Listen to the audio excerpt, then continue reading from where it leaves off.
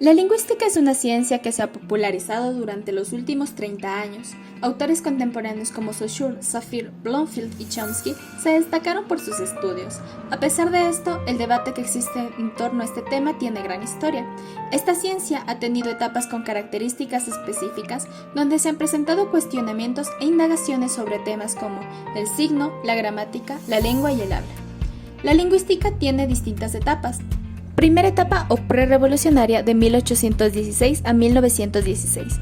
Muchas de las investigaciones lingüísticas dependen de las bases teóricas generales a las ciencias de la época. Los lingüistas se apoyan casi totalmente en las teorías y metodologías usadas por las ciencias naturales y posteriormente tendrán en el positivismo su apoyo filosófico.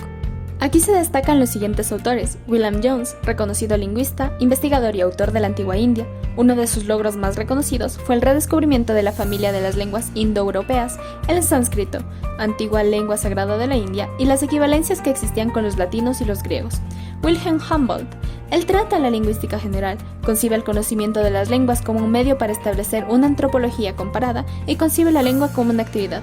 August Choha investigó el sistema vocálico del latín vulgar y percibió los diferentes niveles en que se desarrollan las palabras.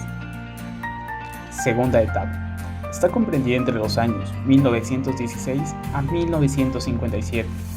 La segunda fase supone un cambio en el rumbo de los intereses de los lingüistas, aunque permanezcan vivos criterios científicos anteriores que suelen depender del positivismo.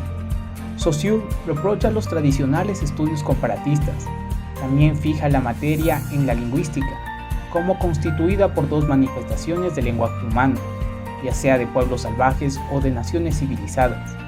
La lengua es el sistema de signos que forman el lenguaje y que todos los hablantes de una comunidad lingüística poseen, mientras que el habla es la realización en cada acto de este conjunto de signos. Escuela de Ginebra. El representante más simbólico de esta escuela fue Ferdinand de Saussure. Dentro de la lingüística quedará la rama de la semiótica, que es la ciencia que estudia el sentido de la lengua. Escuela de Praga. Se trata de una escuela funcionalista. El centro de la teoría se basa en las funciones que cumple el lenguaje, particularmente la función comunicativa. Su principal aporte es el principio metodológico de la comunicación, en el que se modifica un fonema por otro en un lugar determinado de la cadena hablada. Escuela americana. Recibió influencias del imperialismo clásico, donde la experiencia es la fuente de los productos del habla.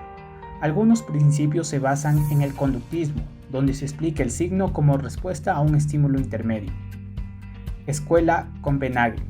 Al principio su trabajo se centró en la fonología, pero más tarde derribó hacia un estructuralismo heredero de Saussure, llevado hasta sus postulados hacia las últimas consecuencias. El signo lingüístico fue abordado por Ferdinand de Saussure a finales del siglo XIX. Es la asociación de dos elementos los cuales dependen mutuamente.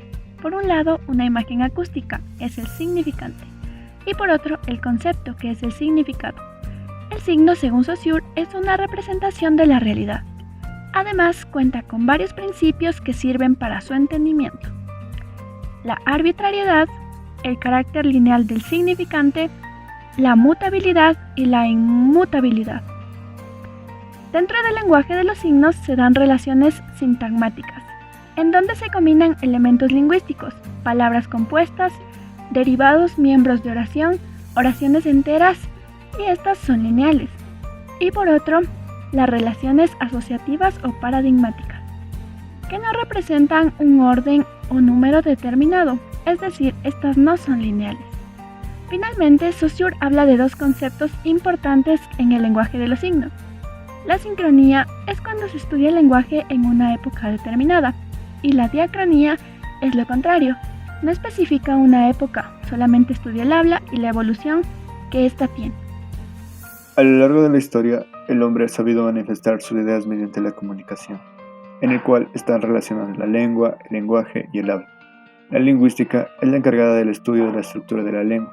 Saussure, en su curso de lingüística general, propone dos términos, que son el habla, la lengua, siendo este último descrito como el sistema de signos que forman el lenguaje y que todos los hablantes de una comunidad lingüística poseen. De esta manera, crea una relación de dependencia entre la lengua, lenguaje y habla. Por otro lado, quien está a cargo de los signos es la semiótica. Es el estudio de los signos lingüísticos y no lingüísticos. La semiótica describe procesos de comunicación, no en términos de intercambio de mensajes, sino en términos de producción de sentido, de acción de los signos, de semiosis, de producción de significado, de sistemas de significación. En conclusión, la larga trayectoria de la lingüística ha sido influenciada por distintos factores sociales, científicos e históricos. Distintos autores han sido reconocidos por sus trabajos referentes a esta ciencia. Entre ellos destacan William James, Wilhelm Humboldt, August Chohak, Ferdinand de Saussure, Edward Safir, Leonard Bloomfield y Noam Chomsky.